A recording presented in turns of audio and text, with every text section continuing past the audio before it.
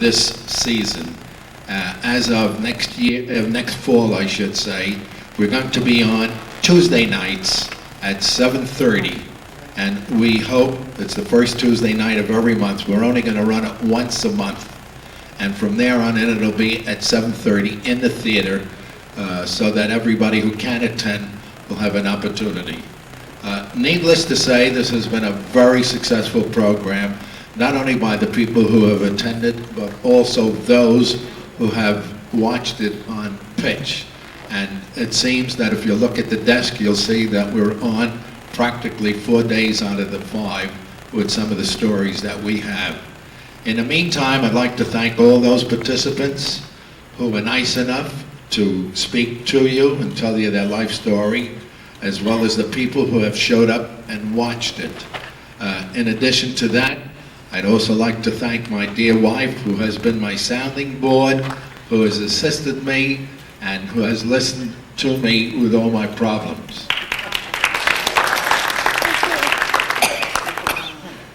And with this, we'd like to be able to remind you once again, if you have a good story or an interesting story, please contact me. We can get together and we can put something so that the people can see it and hear it and be aware of your life background.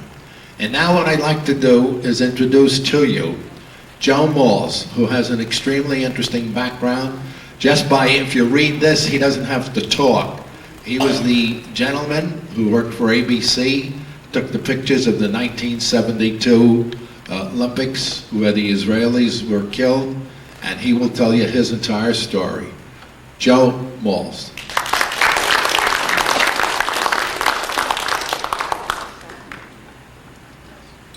Hi, this is a brief resume of how this Jewish kid from Brooklyn got to the Munich Summer Olympics in 1972.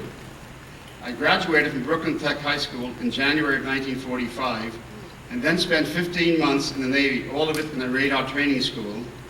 I attended the Walter Hervey Junior College for 2.5 years, intending then to complete my engineering degree at one of the local colleges. However, fate intervened. The dean of the electrical engineering program at the school, at Walter Hervey, who had participated in the preparation of the Navy electronics program that I took, he arranged for a job interview at ABC, which, if you remember, was then WJZ-TV. In spite of my lack of knowledge of television broadcasting, I was hired. That was in 1949. During my 37 years at ABC, I had several positions. I started out as an engineering maintenance technician, and in time was promoted to be the union supervisor of that department. I was then asked to organize an engineering construction department. This department was to be responsible for the installation of all technical equipment in the ABC New York Broadcast Center. After 18 years in a union position, I felt it was time to move on. I couldn't handle 2 bosses. I accepted a position as a senior facilities design engineer at ABC, responsible for designing central facilities in New York. I then received a promotion to be the engineering manager of central facility design. It was in this position that I was assigned the job to design the ABC Munich Olympic Technical Center. In 1981, I was made a director for host facilities for the 1984 LA Summer Olympics. My last position at ABC was director of advanced system planning for the engineering department. I retired in 1986 into a consulting career, which involved travel to England, Germany, and China. After 4 years, I found that this work interfered with my retirement activities, and I settled into my present active retirement. Marilyn and I settled in Palm Isles West in 1996. During my career at ABC, I had many interesting assignments, which included travel to Moscow in 1961 to participate in the televising of the first Russian-American track meet. We had to assemble a completely self-contained television pickup package, including a large diesel generator. And by the way, this was my first airplane trip. I'd never flown before. So my first airplane trip was 14 hours in a propeller airplane, with a 10-hour layover in Amsterdam while we fought with the Russians, because they wanted us to reload our equipment onto the airplane. And I got into big trouble with them, because they said, well, why can't we use our stuff? I said, well, I have an electric razor, and it only works on 60 cycles. and you don't have 60 cycles. That costs us another 5 hours. Anyhow, and then another 4 hours by plane to Moscow. This was a precursor of Wild World of Sports coverage, and my first association with Bruno Arlish. That was his first show for ABC in Wild World of Sports. I volunteered to be a maintenance technician for the Gordon Cooper Mercury space shot at Cape Canaveral. I couldn't go as a supervisor, so I went as a technician and was responsible for the operation of a 2-camera mobile unit that televised Gordon Cooper's entry into the Mercury capsule and then his liftoff, and that was one exciting trip. I was responsible for the construction of and supervised installation of broadcast center facilities for 4 political conventions in San Francisco and Atlantic City in 1964, and Miami and Chicago in 1968. A most dramatic event in my political convention coverage, was watching an ABC electronic news gathering crew stage a demonstration in Grant Park in Chicago that later grew into a full-scale riot. The media makes news, we know that. My Olympic career consisted of planning and implementation of broadcast center facilities for the 1972 Summer Olympics in Munich, the 1976 Winter Olympics in Innsbruck, the 1976 Summer Olympics in Montreal, and the 1980 Winter Olympics in Lake Placid. I finished my Olympic career by initiating the design and construction for the 1984 LA Olympics, the Summer Olympics there. Now you know where I'm coming from. All right, now I'll go to the main subject of this talk while you folks are here. I was assigned to the Munich Olympic project in 1969. Yeah, it took 3 years to plan and execute this project. I was the only ABC engineer assigned to this project. Today, dozens of engineers are assigned to various Olympic design areas. The planning involved many trips to Germany for meetings and to supervise the manufacture of specialized equipment and to supervise the construction of our facilities. I had to interface with many Germans from all parts of Germany. I traveled to Germany with an open mind. I didn't go with a chip on my shoulder. And during this time, I met many German people and discovered that, as in any country, there were good people and SOBs. I was very fortunate. With few exceptions, there was an excellent spirit of cooperation with my German associates. I might add that on my first trip to Munich, a bomb was exploded in the Munich airport terminal 2 hours after I left the terminal. The terrorists, in the form of the PLO, they were already at work. This was a harbinger of things to come with them. When I was asked to be the project engineer for the Munich Olympics, and that I'd have to be in Germany for a minimum of 8 weeks, I struck a deal with my boss, Julie Bonneton, then Vice President of ABC Broadcast Operations and Engineering.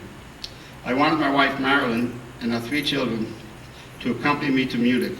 I was able to make my own travel arrangements for my family and also make my own housing arrangements.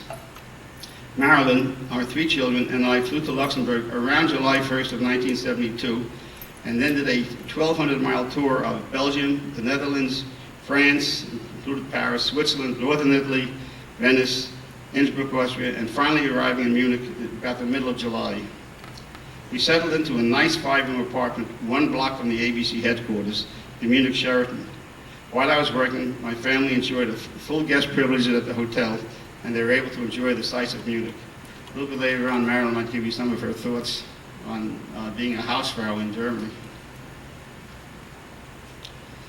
I immediately got involved supervising the final construction and preparation of our broadcast center. There are many stories about that summer, but I won't tell them now. That's why I'm putting all my stories down on paper. It may take years to complete.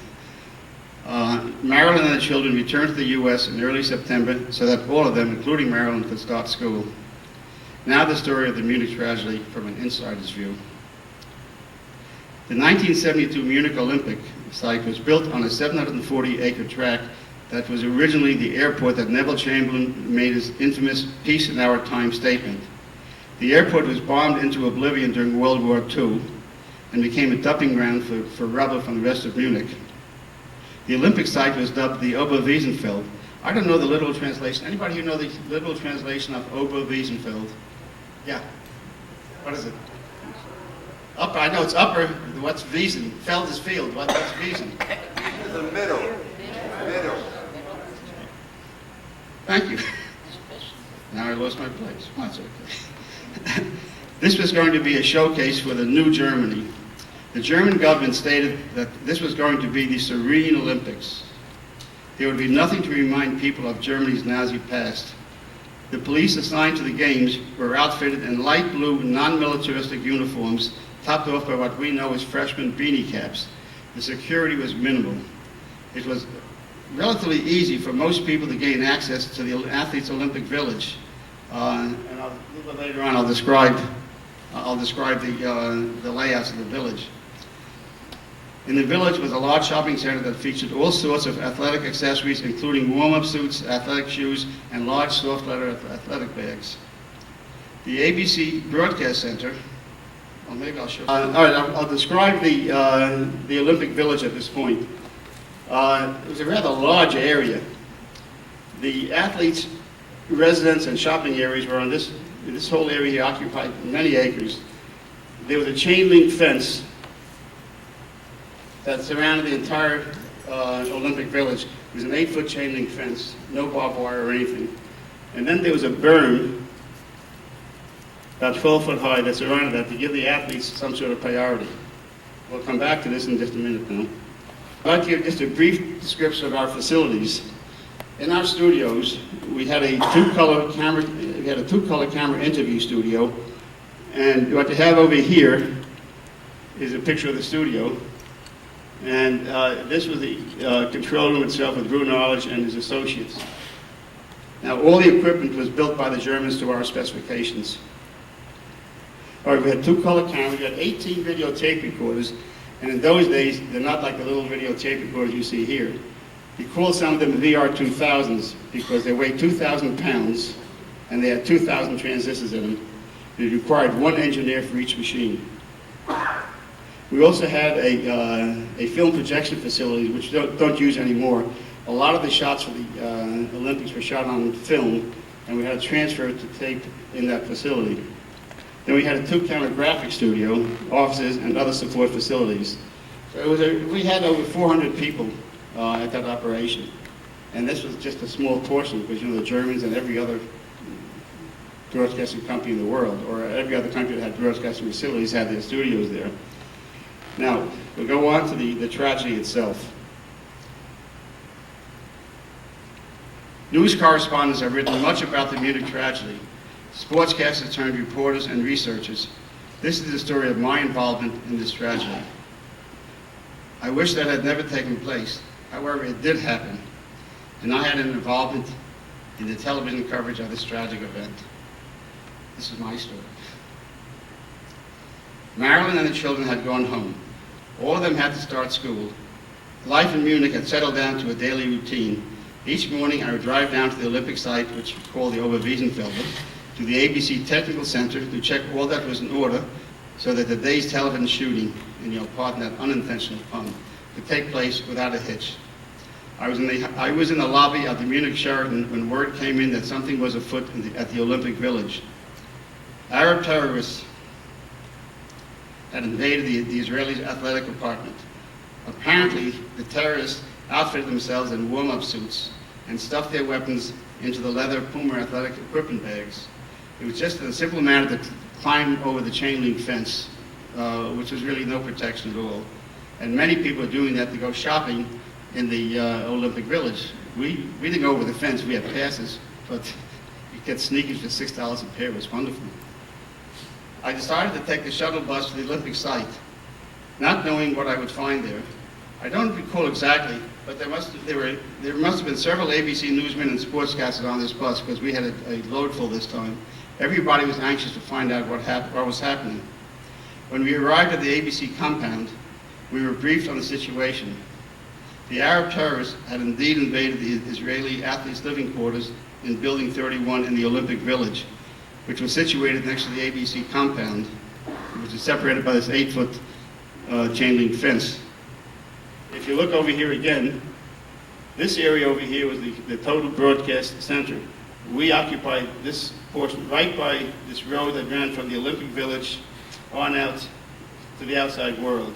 So we had these two buildings, this building here and this one here, and this small television studio. The only television picture that was available was from a German camera located on the Olympic Tower. I'll tell you more about that later. The terrorists had announced that they were coming out with the hostages at 11 a.m. There was a road from Building 31 through a gate that ran directly in front of the ABC complex. There was a collective decision that we must get a camera out there to cover this event. But we had this two-camera studio. I went out and I found an ice cream truck that was parked with the keys in the ignition. I took it around and I parked it right in front of our studio. And now we had to get a camera up on that at that point. Remember, our technical crews weren't here yet. We decided to get one of the cameras out on this road so that we could get a shot of the terrorists exiting. Since the operating crews were not on the scene, apparently nobody had thought to bring them in. The few technical management people on the scene suddenly became news television cameramen. I'm just repeating myself. As I went outside to survey the situation, as I have described, the road out of the Olympic Village ran directly in front of our studio building. We needed some elevation for the camera. Well, I found this ice cream delivery truck and got it there. So I borrowed the truck and parked on the road directly in front of the gate to the Olympic Village. It was agreed that this would make a great shot. Phil Evans, our ABC's engineer in charge, Chris Evans, a British temporary employee, and I moved the camera, viewfinder, zoom lens, and tripod out to the road. In 1972, the cameras were rather large and heavy. I climbed up to the roof of the truck, and the other fellows passed the equipment to me. We checked the time. It was now about 10:30 a.m.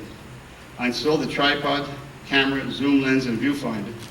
Phil and Chris extended the camera cable from the studio to the ice cream truck and passed it up to me. By this time, it was 10:45, plenty of time. We turned on the camera and made the final adjustments, 10:55. Somebody called up to me, "Joe, it's 10:55. The terrorists said they were coming out shooting at 11 a.m. With my adrenaline pumping, all I could think and say was, F them. Fortunately, for me and everybody else, the terrorists didn't make good on their threat and did not come out shooting. The ordeal stretched on. 11 o'clock passed and the terrorists did not show any signs of leaving Building 31. The camera that we mounted on the ice cream truck could not get a good shot of Building 31. Its line of sight was blocked by what was then the perimeter of the Olympic Village. The berm was intended to give the athletes some measure of privacy. At this point, the only camera that could pick up Building 31 was located at the top of the Olympic Tower. That camera did not have a telephoto lens. The best picture that it could provide would be a cover shot of the rear of the building. If you look over here at the building, the terrorists occupied this apartment over here. The Olympic Tower was way over here with a camera, and all it could do was shoot the back end of the building. We did a quick survey. The camera located on top of the berm would give us a close-up shot of Building 31. The berm was located several hundred feet from our television studio. Phil Evans, Chris Evans, and I lugged the camera, viewfinder, zoom lens, and tripod up the hill. Now you have to, in this photo over here, if you look at the camera here, with the viewfinder, big zoom lens, what have you, it was a heavy son of a gun. Well, if it hadn't been so serious, it would have been comical. With Phil carrying the component parts, and he was a short, heavy-set fellow, and Chris and I pulling and pushing him up the hill until we got everything up there. We finally got the camera in place and all the parts assembled. All we needed now was several hundred feet of camera cable. Our television studio, which was constructed by the German television host broadcast operation called DOZ, had 2 live cameras, each equipped with 1 length of camera cable. We needed several lengths. I asked our German coordinator, Jürgen Berman, who we called Dr. No, for several lengths of cable. He said he had none. I asked him why didn't he have spare cable? Supposing one of our studio cables failed. At this point, he drew himself up and indignantly replied, "Maybe you would like a spare studio." They had planned for 2 cameras, and the 2 cameras are going to work, period. We were going nowhere fast with this approach. Chris Evans took off to one of the venues where we had similar cameras, and soon returned with an ample supply of cable. We turned on the camera and got the sensational close-up pictures of the hooded terrorists on the balcony of Building 31.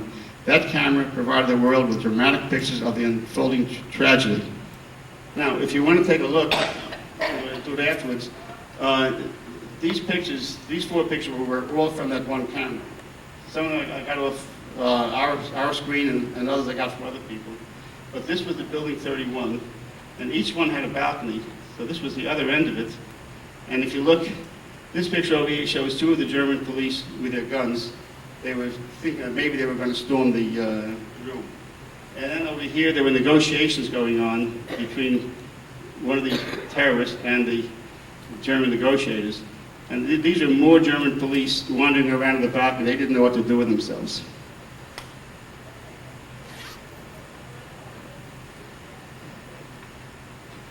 Now, this action sort of dragged on, as you know, for the whole day.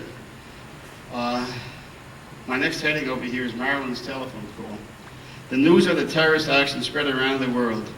Back home in Elmont, Marilyn heard the early reports. Since she and our children had spent about 6 weeks with me in Munich, she was aware of the proximity of the ABC television complex to the Olympic Village. At this time, the news was that the terrorists were going to shoot their way out of the Olympic Village past our building. She had to get news of my well-being. To facilitate communications for our television broadcast, ABC had purchased full-time tie lines between New York and Munich. Marilyn and I spoke almost daily using the tie line when it was not used for business purposes. I had a warm relationship with our telephone operators, and they never refused a request for the tie line. Marilyn, you're up. As Joe told you, our family spent the summer of '72 in Europe while he worked at the Olympics. It was an exciting and enlightening time. We had never been involved with Olympics or particularly interested in any of these sports. We didn't know what a thrill it was to sit in the stadium and watch the American flag come in, or to sit surrounded by foreigners watching an athletic event and root as an American won. We were sitting there surrounded by foreigners who were primarily German, so it felt particularly good. We saw Mark Spitz win several of his medals at swimming. We saw Alva Corbett win her medals for gymnastics. After a week of this, it was time to go home. Joe was to remain for another week of the Olympics, and then for a few days of cleanup. As you heard, ABC had the direct tie line, and we spoke frequently. On Tuesday, the day after Labor Day, I was expecting Joe's call. He generally called about 8 o'clock in the morning. When he didn't call, I figured, well, he was busy or the line was busy. At 9 o'clock, I turned the radio on and heard the news of the terrorists, of what was happening. I couldn't think of what to do, being very frustrated, being where I was. So I called the ABC operator in New York, figuring maybe she heard something from Munich and could tell me how our people were. I called her, told her who I was and what I wanted, and she said, hold on. I expected her to ask some questions and get back to me. Instead, the next voice I heard was that of Phil Evans, who was the engineer in charge at the broadcast center. And my question to him was, of course, how are things? And he says, well, they're quiet right now. We're waiting for further developments. And my next question was, what are they doing for the Jews? And his answer was, well, Mark Spitz is at the Sheraton with an armed guard. And my next comment was, I don't care about Mark Spitz. Where's my husband? Again, I was told, hold on. And he patched me through to the broadcast center, and Joe picked up the phone. At that point, the emotions of the day hit both of us, and there was silence on the line. Neither one of us could speak. The reason I'm telling you this story is because after almost 30 years, Joe still can't talk about it. So now for the rest of the story. Now to quote that radio broadcaster, now for the rest of the story. Some background information. Wait a minute, yeah.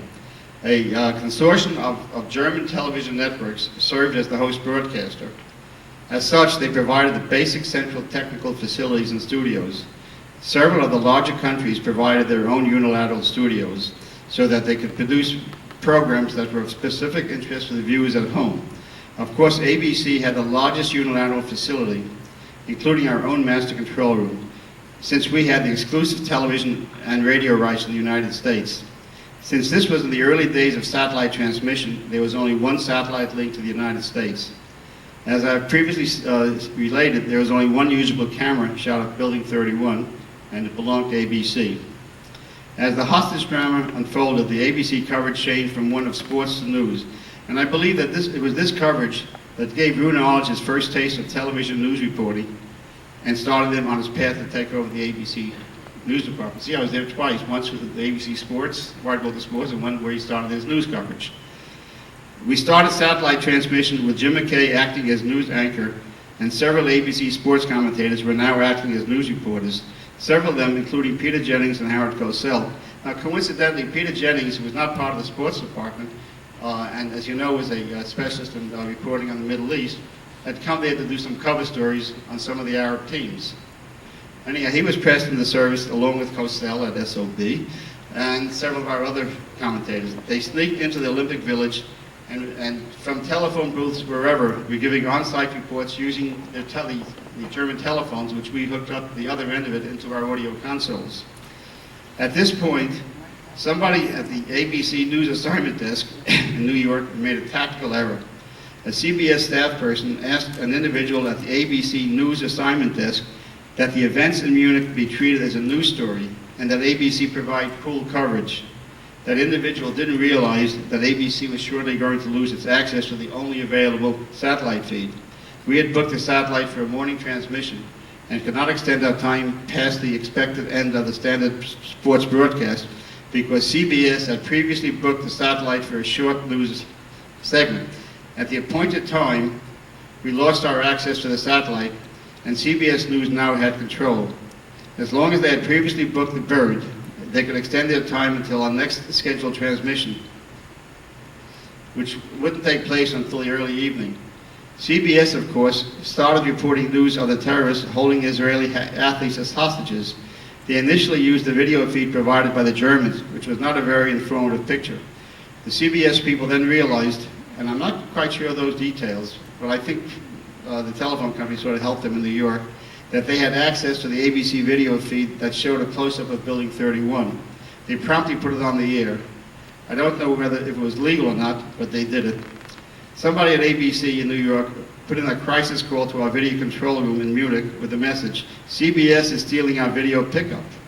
Upon hearing this, Julie Barnett, who is now president of ABC Broadcast Operation Engineering, came running into our master control and yelled, "Kill the feed!" I told Karl-Heinz Riedel, the German in charge of the facility, to pull the video patch cords. He hesitated and said, "Let's discuss this." I shoved him out of the way and pulled the patch cords myself. Then I told him, "Now we can discuss." The crisis was over for the moment. We couldn't get a video feed on the air, but neither could CBS. In the meantime, as a courtesy, we gave the BBC, the British Broadcasting Corporation, a feed of our camera pickup. The panic call came again. CBS has our video feed. It seems that the ingenious people at CBS had picked up the BBC feed in London and fed it via their London satellite. Again, we killed the feed. At this time, Julie had a brilliant idea. He told our technical director to put an ABC logo in the picture. At least now the viewers would know whose picture it was. This is back in '72. It was one of the first times that a network put their logo in the picture. We put all the video patches back in. CBS put our picture on the air and then pulled it when they realized that they were promoting an ABC coverage. Shortly after this charade, the American networks reached some sort of an accommodation. And there's a whole long story about that, but that will never happen again. The networks will cooperate, always cooperated. Of course, we know the tragic outcome. All the Israeli athletes were killed at the remaining athletes were killed at the airport. One was killed in the apartment, as you know. The common feeling was that the Germans screwed up the whole rescue attempt. We felt that if they had a chance to rehearse the rescue attempt, they would have succeeded in saving the rest of the lives of many of the athletes. The ABC crew and many of the other broadcasters felt that the game should have been canceled at that time, but the IOC was a law unto itself. Bit of an epilogue. Yom Kippur occurred shortly after the games ended. Many of us, there were many MOTs, members of the tribe, in the ABC contingent in Munich, had planned on attending services at a local synagogue. However, the Munich authorities decided that because of the present situation, that no non-members were to be permitted to attend the high holy day services at the local synagogues. I had made friends with Peter Krindler of Club 21 in New York, one of Runologist's friends. We made a deal. He would find a synagogue or temple that we could attend, and I would arrange transportation. Peter arranged for us to attend services at the U.S. Army base in Munich. Many people, including Leonard Goldenson, who was chairman of the board, ABC president, Eric Siegel, if you remember him, of Love Story, and Howard Cosell, Barnett and Levins, myself, and others. I think we had about 6 cars. So that was the story of my involvement with the tragedy. Thank you very much for listening.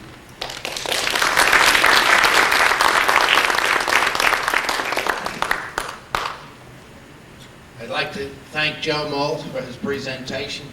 And now if there's questions, he'd like to be able to answer them for you. But in the meantime, whether or not you realize it, he's got an Emmy Award there. He's got some other Emmy Awards. And he's going to tell you about those too when you ask him the questions. Marilyn, you want to... That's your job. That's your job. There are 2 questions. One, I think you should make the point that every one of the terrorists in Munich was subsequently killed by the Mossad. What happened was,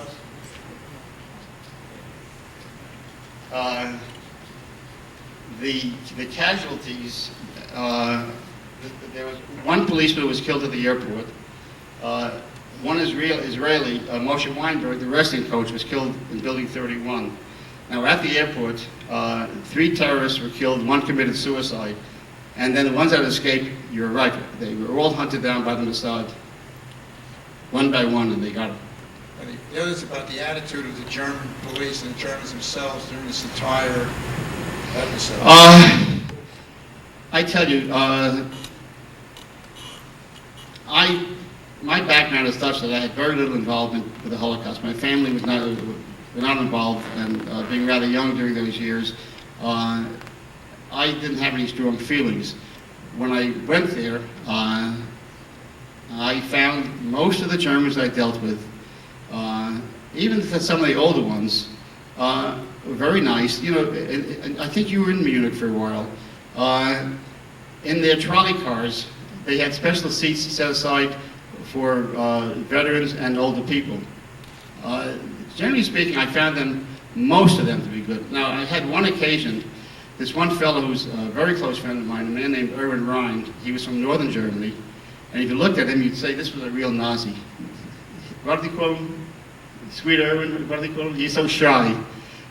He worked for Siemens. He was the Siemens engineer responsible for their work. I had occasion to be in Hamburg with him, and we were traveling to one of the manufacturers, and all of a sudden his hands gripped the steering wheel, and he started cursing. The car in front of us had a black map of Germany, and the saying on it, "One Germany, one people." So, yeah, there were bad ones, but most of them were, I found it pretty nice. How about the security? Well, this is the problem. So before, during, and after. They tightened the security, of course. You saw the armed soldiers wandering around, the German state police. The police that they used for the Olympics, these guys were as useless as whatever. They tried to make these Arena Olympics, and they gave in so easily.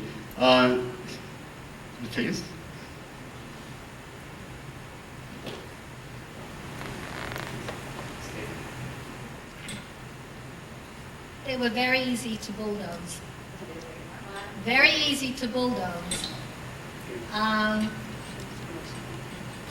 day or 2 before the Olympics started, Joe got passes for me and 2 of the children who were still with me. Our eldest son had gone back a little earlier. And we wanted to come in to see the facilities. 1 pass was outdated. It was for the day before. 2 were good for that day. And I said, well, what am I going to do? Joe said, try it, see if you can get in. I came along with my 2 children in tow, handed the passes in. The guard looked at it and he told me, 2, nicht 3. And in my combination of Yiddish and broken German, I told him that my husband is there and I must go there. He went like this and he let us in. That was the security they had. And the other thing is a matter of attitude, too.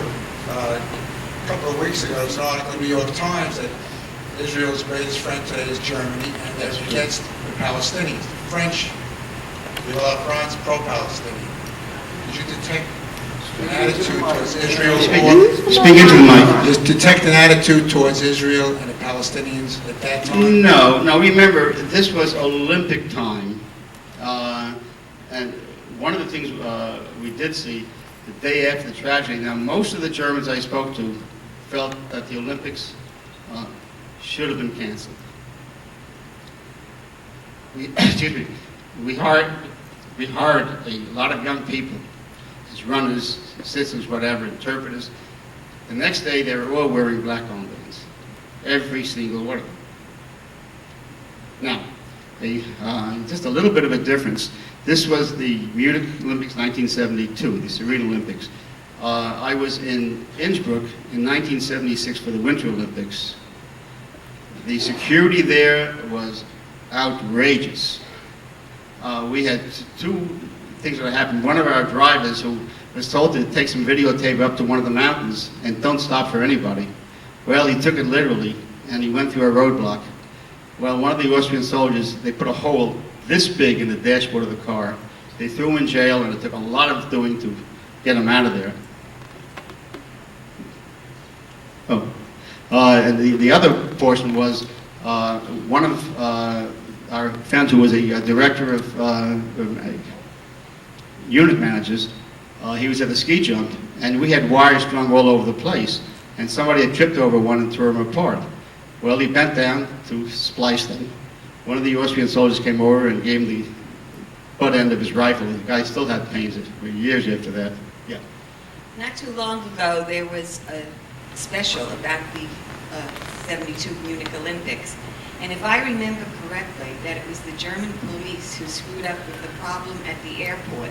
They did not let the Israelis do what they wanted them to do, and it was because of their not allowing snipers to be at certain strategic places and other letting them through, that was the main reason that it ended in such a terrible tragedy. Well, that was the impression. Yeah, from what our impression was,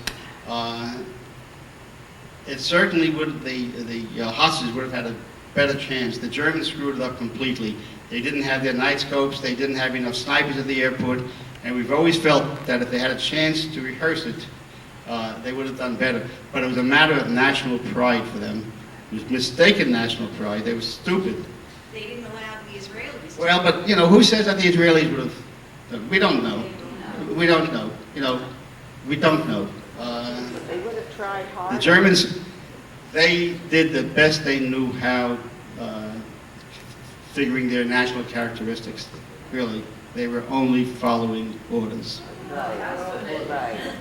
Any more questions?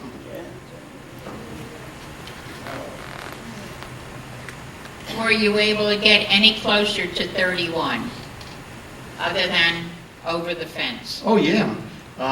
What happened, as the morning wore on, several of our non-reporting people from production services and other areas, they knew what was happening. They got themselves into the warm-up suits and what have you, and by a lot of devious means, about a half a dozen of them got into the compound. One of them was in the room right above, another was below, one was across, and wherever one of them could find a telephone, they were reporting back to us. So ABC had a damn good coverage of this thing here. And what we had to do was open up the telephone receivers, the headsets, and put clip wires onto the receiver piece and plug it into our console, into the audio consoles, to get it on the air. They did a fantastic job.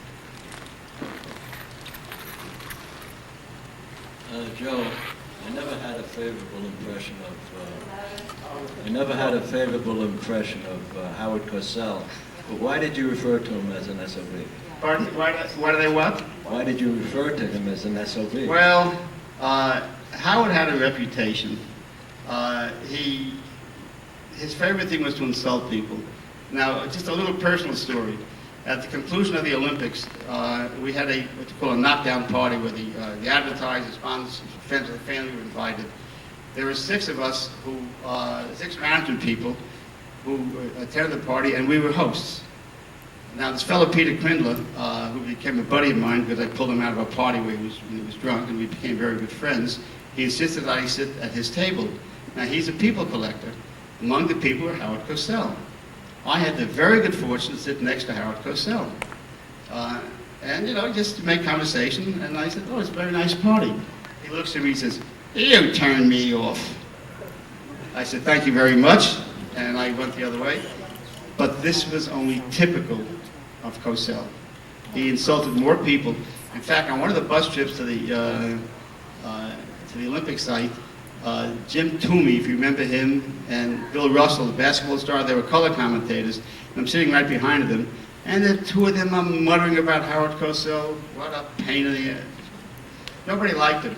People complained to Rude Arledge, the Monday Night Football, get rid of him. And he said, no way. He says, he's making money for us. You want to go, you go. But he's making money for ABC, and that was the bottom line.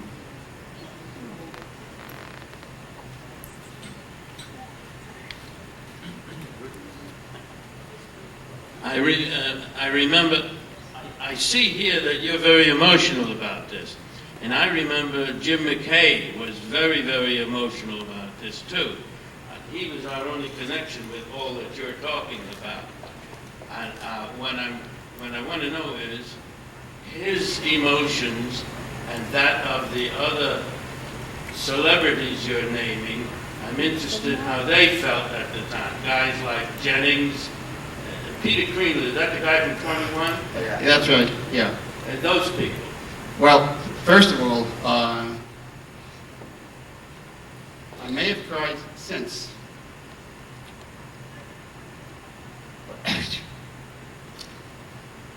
That day, nobody cried. We had a job to do.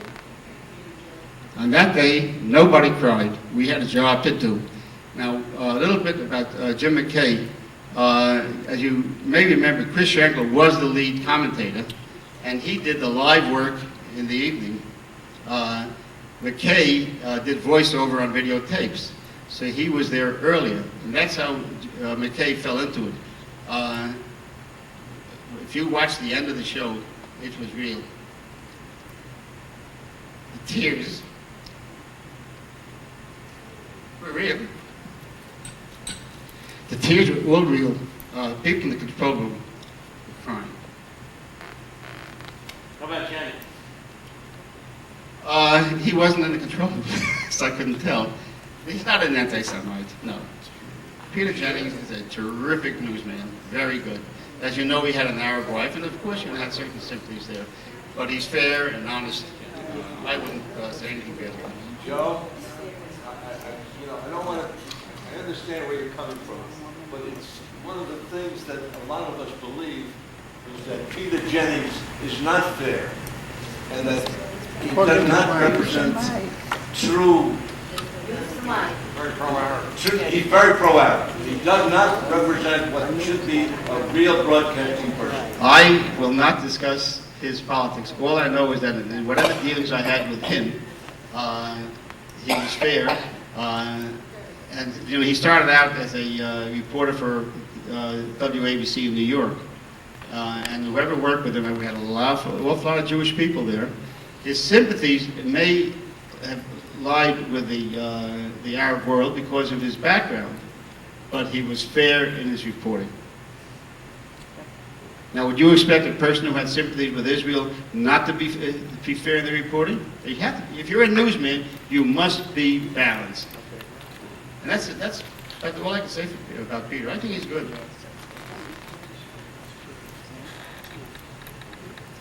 Well, I want to thank the Emmys for. That particular one was for doing the Innsbruck and Montreal Olympic coverage. It was another 3-year stint. And it was a very difficult one because we had to cover the games in countries with different standards than ours, using the same equipment. So we had to ship everything over to Innsbruck, and six big trucks worth, do the job, pack it up, and then get it up to Montreal to do the job there. And it worked. So what else can I say? So what about the other end? Well, I got one for the 1980. I got one for the 1980 Winter Olympics in Munich, in Lake Placid. The problem in Munich was that they did not recognize the technical people as much as they have since then. So I got many pats on the back. Didn't give them any big deal. Okay. Yeah.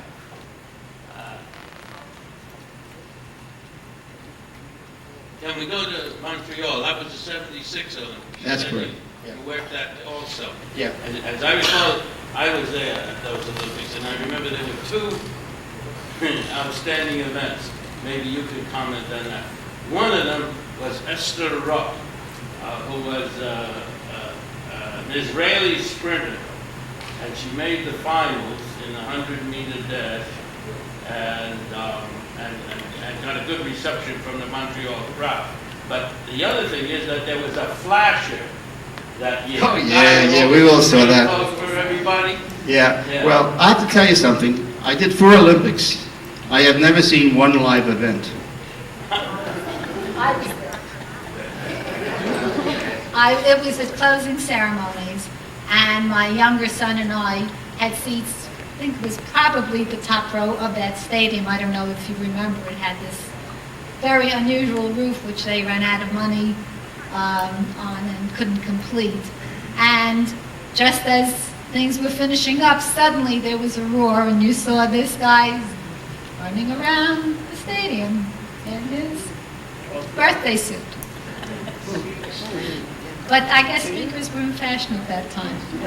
I'd like to thank Joe Maltz once again for his presentation. And we hope to see you next fall. You're more than welcome, but also tell me your story. Thank you all again.